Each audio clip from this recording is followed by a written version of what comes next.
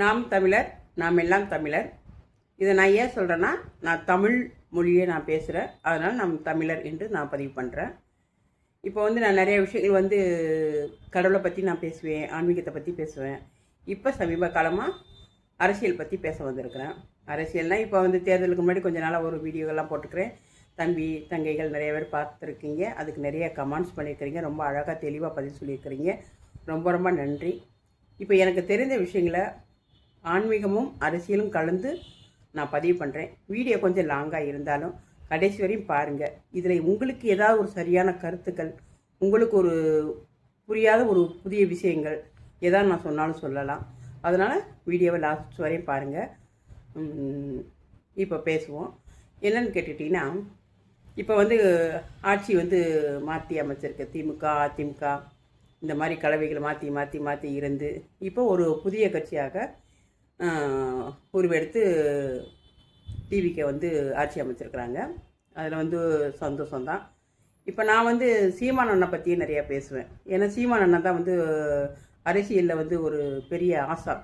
சரிங்களா? நிறைய விஷயங்களை கற்று வச்சதில், நிறைய விஷயங்கள் தெரிஞ்சு வச்சதில், அதாவது இயற்கை மக்களும் இயற்கையும் வாழக்கூடிய ஒரு அந்த இதை எப்படி வாழ வைக்கிறதுன்றத தெரிஞ்ச ஒரு மிகப்பெரிய ஆளுமையான ஒரு மனிதர் தான் சீமான் அண்ணா. இப்போ நம்ம இந்த தேர்தலில் என்ன ஆயிடுச்சுன்னா, நம்ம ரொம்ப நசுக்கப்பட்டு போயிட்டோம். இது எதனால நமக்கு நடந்திருக்குன்னா, எவ்வளோதான் நம்ம உண்மையாக இருந்தோம், சக்தியாக இருந்தோம், நம்மளால் செயல்பட முடியாத அளவுக்கு ரொம்ப சோர்ந்து கீழே உழவக்கூடிய ஒரு சூழ்நிலை உருவாயிருச்சு. இது எதனால் நம்ம பார்த்துட்டோன்னா, இப்போது மாண்புமிகு முதலமைச்சரை எடுத்துக்கோங்க. அவர் முத அரசியல் கற்றுக்க வந்ததே நம்ம சீமான் அண்ணக்கிட்ட தான் வந்தார். முதல்ல நம்ம தெரிஞ்சுக்கிறதுக்கு வந்ததே அவர் சீமான் அண்ணக்கிட்ட தான் வந்தார். அப்போது சீமான் அண்ணா எல்லாத்தையும் சரியாக தான் சொல்லி கொடுத்து, தம்பி தம்பின்னு ஒரு ரொம்ப பாசமாக ஒரு செயல்பாட்டில் எல்லாமே நல்லா தான் சொல்லி கொடுத்தார். நிறைய விஷயங்கள் இப்படி எப்படி இருக்குன்றதை சொல்லி கொடுத்தோம். அதுக்கு பிறகு என்ன நடந்துச்சு, அப்புறம் ஒரு மாநாடு நடந்துச்சு. அந்த மாநாடு அப்போ சீமான் அண்ணா ரொம்ப ஒரு இதாக பேசினாங்க. நீங்களாம் ஒரு ஆளே இல்லை, நீங்களாம் ஒரு ஆளே இல்லைன்னு இப்போ இருக்கிற முதலமைச்சர் பேசினார். அதனால தான் நமக்குள்ளே கொஞ்சம் பிரிவினை உருவாக ஆரம்பிச்சிச்சு. ஆனால் எப்பொழுதுமே சீமான் அண்ணா விஜய்க்கு இது முதலமைச்சருக்கு விட்டு கொடுக்காம தான் பேசுவாப்ப. என் தம்பின்னு தான் பேசுவார். அது மக்களும் கூட எதிர்த்தாங்க. நீங்கள் ஏன் அப்படி சொல்கிறீங்க, அப்படி சொல்லாதீங்க, அவர் உங்களுக்கு எதிர்த்து வர ஆரம்பிச்சிட்டாரு அப்படின்னும் போது நீங்கள் அப்படி உறவாடாதீங்கன்னு சொல்லி எவ்வளவோ சொன்னாங்க. ஆனாலும் அவர் விட்டு கொடுக்காம பேசினார். ஆனால் கருத்து ரீதியாக இருக்கிற தப்புகளை தைரியமாக எல்லாத்தையும் சீமான் அண்ணா சொல்லிட்டு தான் வந்துட்டார். அவர் எல்லாத்தையும் அறிந்தவர். சரிங்களா? எல்லா விஷயங்களையும் அறிந்தவர். அதனால் தப்பு ரைட்டை சரியாக சொல்லிகிட்டு இருக்கிறார், சொன்னார். ஆனால் கருத்துக்களை சரியாக சொன்னாலும் மக்கள் அது பூரா தவறாக பெரட்டி அது பூரா மக்களுக்கு போய் சேர்ந்துருச்சு. இப்போ நம்ம ஒரு விஷயத்தை நம்ம கற்றுக்கணும். என்னன்னு கேட்டிங்கன்னா, ஒரு விஷயத்தில் நம்ம ஜெயிக்கணும்னு முடிவு பண்ணிட்டா எதையுமே நம்ம பார்க்கக்கூடாது, போயிட்டே இருக்கணும். வெற்றின்ற அந்த மாலையை கழுத்தில் அணிகிற வரைக்கும் நம்ம போய்கிட்டே இருக்கணும். ஒரு உதாரணம் நான் சொல்கிறேன். இப்போ முதலமைச்சரை எடுத்துக்கோங்க. அவர் எல்லாருமே அடித்தார், யாரையும் விட்டு வைக்கல. அண்ணனா, தம்பியா, எதிராளியா, சோம்பேறியா, நல்ல ஒரு பெரிய பலம் மிகுந்த சக்தி மிகுந்த அரசியல்வாதியா, யாரையுமே அவர் விட்டு வைக்கல. ஜெயிக்கணும்னு முடிவு எடுத்துட்டார். ஜெயிக்கணுன்ற ஒரு முடிவு மட்டும்தான் அவரோட மைண்டில் இருந்துச்சு. அதனால் எல்லாரையும் அடித்து தம்சம் பண்ணார். அவர் பண்ணதும் இல்லாமல் மக்களும் எல்லாருமே அவருக்கு ஏற்ற மாதிரி எதுவாக செஞ்சு கொடுத்துட்டாங்க. அப்போ அவர் ஜெயிக்கிறதுக்கான வாய்ப்புகள் வர ஆரம்பிச்சிருச்சு. அவர் யாரையுமே பார்க்கல, எதையுமே பார்க்கல. முன்னாடி நிற்கிற இதை பார்க்கல, அதை பார்க்கல, இதுவா மனுஷனா என்னன்னு பார்க்கல. ஜெயிக்கின்ற ஒரு கான்ஃபிடென்ட்டோடு அவர் போனார். அதே மாதிரி போய் ஜெயிச்சிட்டார்.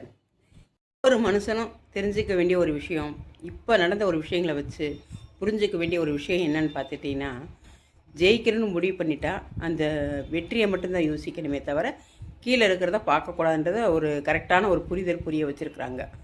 இப்போ நாம் தமிழர் கட்சியை எடுத்துட்டிங்கன்னா எல்லாமே சரியான முறையில் இருக்குது. எல்லாம் உண்மைத்தன்மை எல்லாமே ஒரு விஷயந்தான். ஆனால் அதை புரியறதுக்கு மக்களுக்கு ஞானம் பத்தலை. எல்லாத்தையும் லேசாக எடுத்துக்கிற அப்படி கடந்து போகிற மக்கள் தான் இருக்கிறாங்க. கடுமையாக இருந்தால் அதை கடந்து போயிருந்து தான் முடிவு பண்ணிடுறாங்க. இப்படியே போனால் எந்த காலத்துலேயும் ஜெயிப்புக்கு எட்ட முடியாத ஒரு இலக்காக இருக்கும் போல இருக்குது. அதுக்குள்ளே மண் அழிஞ்சிரும், மரம் அழிஞ்சிரும், இயற்கை அழிஞ்சிரும், மக்கள் பாதி அழிஞ்சிருவாங்க, எல்லாமே அழிய தொடங்கிடுவாங்க. காலம் கடைசி காலம். இந்த காலத்தில் எல்லாத்தையும் சேகரித்து சரியான முறைக்கு கொண்டு வந்தால் மட்டும்தான் மக்களை சரியானதுக்கு கொண்டு வர முடியும். இன்னும் நம்ம காலம் கடத்திக்கிட்டே போயிட்டே இருந்தோம்னா அது ரொம்ப பேரழிவாக ஆயிரும், ஒன்றுமே செய்ய முடியாது. அதனால் முடிந்த அளவுக்கு நம்ம ஜெயிக்கிறதுக்கு என்னென்னலாம் சரி பண்ணால் வருமோ, எதெல்லாம் பண்ணால் சரியாக வருமோ அதை கரெக்டாக நம்ம எடுத்துக்கொண்டு போகணும். தேவையில்லாத வார்த்தைகள் நம்ம விதைக்கக்கூடாது. நான் தான்ற ஒரு அகம்பாவத்தை கொண்டு போகக்கூடாது. நான் சொல்கிறதான் சட்டம்னு பேசக்கூடாது. மனசுக்குள்ள நமக்கு ஒரு அமைதியான தாழ்வான ஒரு மனப்பான்மை வேணும். இப்போ அதிகமாக எடுத்துக்கிட்டிங்கன்னா, இப்போ இருக்கிற முதல்வர் வந்து அதிகமாக அவர் பயன்படுத்துகிற ஒரு சரியான மொழி என்னன்னு பார்த்துட்டிங்கன்னா, அடிக்கடி இப்படி பணிஞ்சு பணிஞ்சு பணிஞ்சு பணிஞ்சு அப்படியே ஒரு பேச்சு வந்து நெஞ்சில் கை வச்சு பேசும்போது ஒரு பணிவான ஒரு விஷயம் அவங்களுக்குள்ளே வர ஆரம்பிக்குது. அதை மக்கள் என்ன செய்கிறாங்கன்னா நம்புகிறாங்க. நெஞ்சு மேலே கை வச்சு சொல்லும்போது அது உண்மை அப்படின்னு நம்புகிறாங்க. அதுதான் வந்து ஒரு பணிவு. ஒரு மனிதனுக்கு வந்து ஒரு பணிவு என்பது இருந்தால் மட்டும்தான் வெற்றி இலக்கை அடைய முடியும் என்பதை வந்து இப்போ ஒரு உதாரணமாக இருக்குது. நமக்கே நல்லா தெரியும் அது சரியான ஒரு செயல்பாடு இல்லை, அது ஒரு மாயேதான்றது நமக்கு நல்லா புரிஞ்சவங்களுக்கு புரியும், அறிவார்ந்தவங்களுக்கு நல்லா புரியும். ஆனால் அதை மக்கள் நம்பினாங்க இல்லையா? அதுக்கு காரணம் அந்த பணிவும் எல்லாத்துக்கும் சரி என்று சொல்கிற ஒரு விதமும், ஒரு நீங்கள் சொன்ன மாதிரி ஒரு சினிமா கவர்ச்சி இந்த மாதிரி கூட இருந்துக்கலாம். ஏதோ ஒரு 4-5 வகை ஒன்று சேர்ந்ததுனால அவங்களோட வெற்றிக்கு முழு காரணம் அதுதான். இதை ஒரு பல வருஷமாக வந்து கடந்து வந்துட்டு இருக்கிற நாம் தமிழரில் வந்து அதை கொண்டு செலுத்த முடியல. எல்லாம் சரியாக இருந்தாலும் தவறாக இருக்கிறது. ஏனென்றால் அது ரொம்ப ஒரு முரடான ஒரு செயல்பாடாக இருக்குது. பணிவு இல்லாமல் சொல்லும் வார்த்தைகள் கடினமாக சொல்வது, அது சரியான வார்த்தைகள் தான், ஆனால் அது மக்களிடம் போகும்போது அது கடினமாக தோன்றது, கடுமையாக திட்டுவது போல், கடுமையாக தாழ்த்துவது போல், நான் தான் என்கிற அகம்பாவத்தோடு பேசுவது போல் மக்களோட பார்வையில் அது தெரியுது.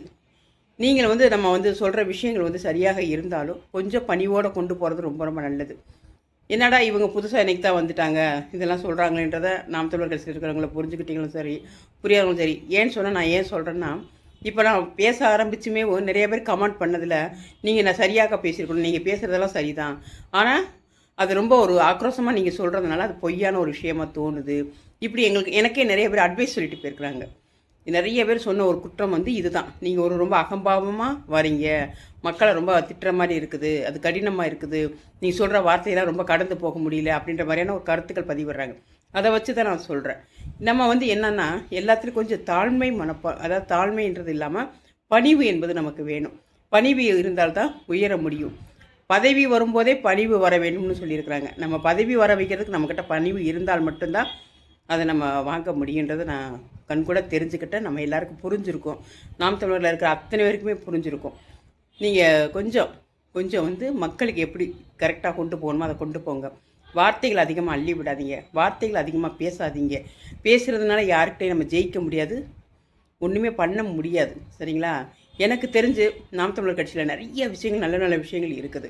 நான் அன்றைக்கே சொன்னேன், ஒரு இரத்த தானம் என்றதை வந்து ஒரு மிகப்பெரிய உயிர் காக்கும் ஒரு விஷயம். அது வந்து வெளியில் யாருக்கும் சரியாக தெரியலை.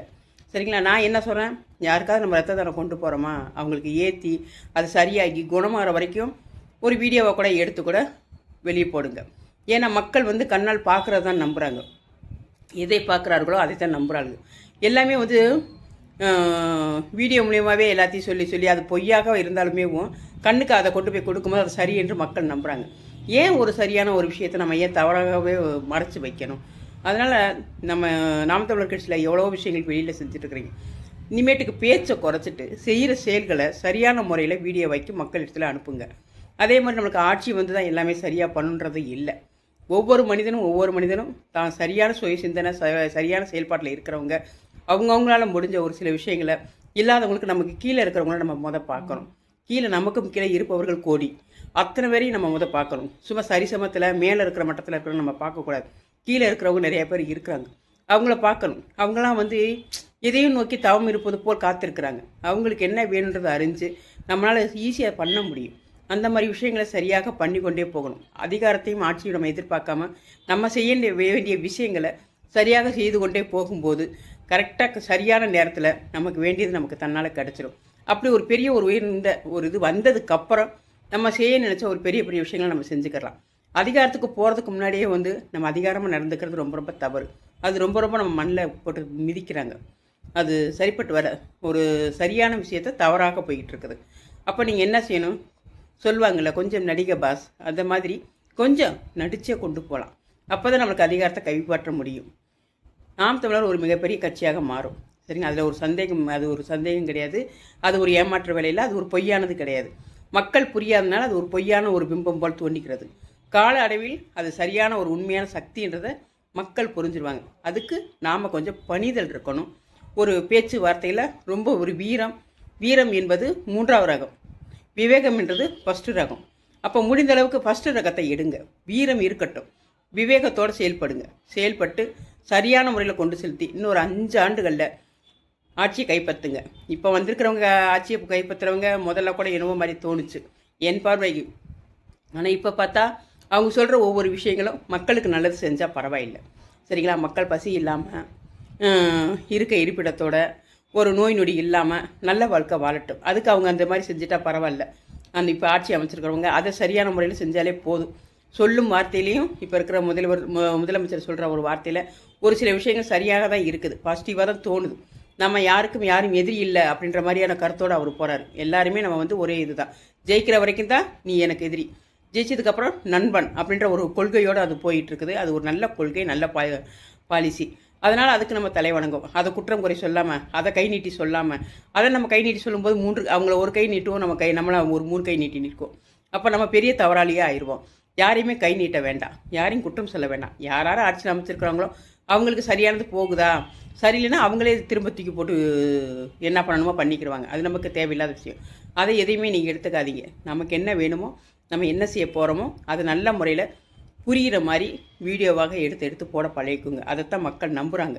இப்போ எங்கள் வீட்டுக்கிட்டலாம் பார்த்திங்கன்னா தேர்தலப்போ எங்கேயுமே சீமானனோட ஃபோட்டோவோ அவங்களோட ஓட்டு போடுறதோ எதுவுமே இங்கெல்லாம் எங்கள் ஊரில் எதுவுமே கண்டுக்கு தெரியல.